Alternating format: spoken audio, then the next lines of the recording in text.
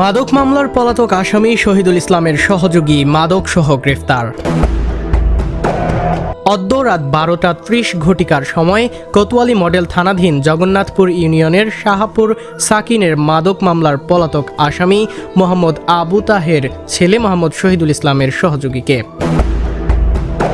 Kotwali model থানার officer ইনচার্জের নেতৃত্বে থানা পুলিশ ও বিজিবি যৌথ অভিযান পরিচালনা করে রংপুর জেলার তারাগঞ্জ থানাধীন নয়াখাল গ্রামের মৃত আজগর আলীর ছেলে মোহাম্মদ আবেদ আলীকে মাদকসহ গ্রেফতার করেন।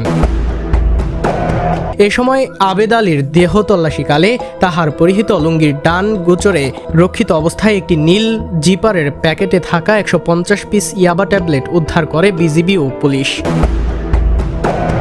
পরবর্তীতে আটককৃত আবেদ আলীর দেখানো মতে মাদক মামলার পলাতক আসামি শহীদুলের বাড়ির বিভিন্ন স্থানে তল্লাশি অভিযান পরিচালনা করে 20 পিস ব্লুকোড, 50 পিস স্কার্ফ সিরাপ, 38 বোতল officer choice whisky, 15 piece Kingfisher beer, 3 piece magic moments ও 8 বোতল ব্লেন্ডার স্প্রাইট হুইস্কি পুলিশে বিজিবি সহযোগিতায় এলাকার জনগণের সম্মুখে জব্দ করেন।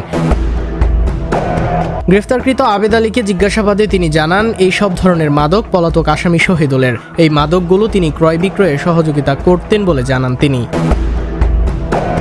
এছাড়াও কোতোয়ালি থানাধীন এলাকায় মাদক বিরোধী অভিযান পরিচালনা করে 100 পিস ইয়াবাসহ হাউজিং এলাকা থেকে মাদক ব্যবসায়ী মৃত বশিরুল্লাহর ছেলে মোহাম্মদ আবুল হোসেনকে ও অরণ্যপুর গ্রামের আক্তার হোসেনের ছেলে মোহাম্মদ শামীম মিয়াকে চাঁদপুর চৌমোহনী এলাকা থেকে 100 পিস নেশা জাতীয় ট্যাপেন্টেড ট্যাবলেট সহ গ্রেফতার করা হয়।